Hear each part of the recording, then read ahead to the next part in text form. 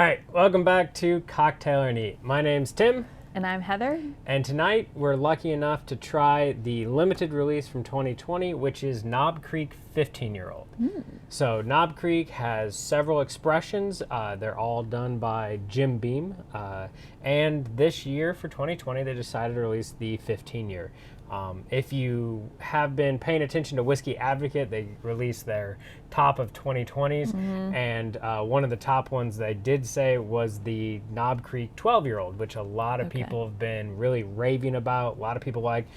Breaking Bourbon actually named it their #1 of all of 2020. So I haven't lucked out and found a 12-year, but I did luck out and find a 15-year. So we're going to give this a shot. So should have some high marks. I mean, would the 12-year be that much different than the 15-year? Yeah. Oh, okay. All types of different stuff. All right. What do I know? 3 years in the barrel. Yeah. But it starts out as the same stuff going in. Yeah, it should, because it's knob, so it'd be should be the same mash bill and everything like that. So just the difference between 3 years. 3 years in the barrel, yeah, that would be the difference. I mean, that's why people pay, what is it, absorbent more money for a Pappy 15 versus a Pappy or a Lot B 12-year. Yeah. Versus the 15. Yeah. Well. So I guess in the Van Winkle world, we are comparing a Lot B. We would be comparing a Lot B to a Pappy 15. Well, and we know how we feel about the Lot B versus the Pappy 15, so we could have done really well on this. But props to Knob Creek, this one comes in a box. What do you do with the box afterward? I mean, you'd have to ask Booker's people that one, because Booker's, they all come in the box. Okay. Oh man, on the nose, you get lots of... I'm not getting much. I don't know. Uh-oh. Do you have COVID? No. Let me taste it real quick. I get the peanut notes that you get with a lot of Jim Beam products, but I get a little bit of like chocolate almost kind of behind that. Okay, I'm tasting a lot more. I feel like on the nose, I tend to get a lot of alcohol. So I can get more with the taste. I got that peanut taste for sure, and it does remind me of that Booker's. And that there's some creaminess there going on in the texture. Yeah, and then on the finish, you can tell it's been in the barrel for 15 years. You get a lot of oak and spice from the barrel, a little bit of char in there. So yeah, you can definitely tell it's a 15-year-old product. But it's not over oak. There's not... No, not at all. To me, it's more like peanut and caramel. Getting a little more oak on the nose now. But you're right on the palate. It's creamy. You get some of the caramel, vanilla, and then it just instantly switches over to that oak spice finish. Yeah. But nothing super powerful. I would say it's a lot more like upfront, and then it just kind of like subtly dies out. Yeah. I can give you that. It's not overly complex or anything like that. No, but you hit up front with a lot of things. Yes. And then it's a good classic bourbon. It's 100 proof, so again, that perfect little range. Kind of reminds me of like I.W. Harper, 15-year, and a couple others that are out there. But I would say those ones kind of underperform, whereas this guy is exactly what you would expect for a 15-year-old bourbon. It's not giving you anything magical or hitting it out of the park or anything like that. It's one of those, it's like, I want to show somebody what the difference is between like a 10-year and a 15-year-old bourbon. I'm going to pick this. I'm going to use it. I'm not going to be sad that it's going down in quantity. Whereas some of my other older bourbons, I'd be like, oh, I don't want to waste that. Like one of the 15-year-old Pursuit Series picks I have or something like that. I would be hesitant to do that. But this is just like it's a good one. Yeah. So like, is there anything special about barrel proof or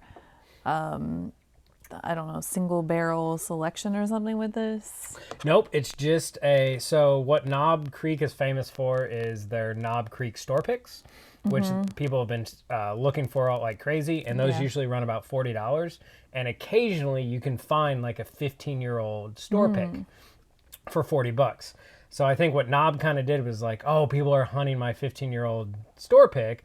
We're going to make our own 15-year-old and charge $100 for it, and then see if people go after it. And I mean, what are the chances? Sought? Yeah, it's high. I mean, it's highly sought. The 15-year-old Knob Creek store pick was really sought after. $40, $50 for a 15-year-old product. Yeah. Absolutely. $100 for the 15-year-old product, not pushing it as much, but this, I would say, is priced exactly where it should be. Like, you're getting a heck of a deal with a 15-year-old store pick. Yeah. This, you're paying and getting exactly what you should. Like, it doesn't need to be priced higher, but I wouldn't say it needs to be priced lower either. So that's kind of where they came out with this. So now people are really worried, is the 15-year-old store pick going to disappear? So we have yet to see. I do know there was one or two this year of 2020 that I saw randomly. They sell out super quick, of course, because everybody wants to get them. But yeah, so we'll just have to see in the future, is there less of a quantity of the older store picks? Interesting. Yep. It's good. I like it. To me, it's nothing special. So I'm not like giddy over it. But it's good. I don't think I've had a lot of Knob Creek, so I can't compare it to other of their products to like know, 15-year special versus just a regular Knob Creek. So. Okay, so then compare it to the closest thing you've had, which is the Bookers. So would you take a Bookers at, what do we get that for? $70 over a Knob Creek 15 at $100? The Bookers. So there you go. So the Bookers is by far better than the that was the Knob good. 15. Yeah. Can we try that again after this? We'll see. No, I would lean towards cocktail with this. I feel like it would work really well in a classic old fashioned with orange. I'm picturing this with that, the sliver, the orange peel in there. Slightly sweet with some sugar in there, and I think that'd be really tasty. Yeah. Just because, it's okay, but it just doesn't stand up very well by itself. I feel like it needs a little something extra. Okay. And keeping it simple with the old fashioned, adding a few extra simple flavors would make it really tasty. I like it. Okay. All right, so there you have it. So, of course, I'm going to keep drinking this neat. I think it's good. I don't think, like Heather said, I don't think it's anything to just wow about.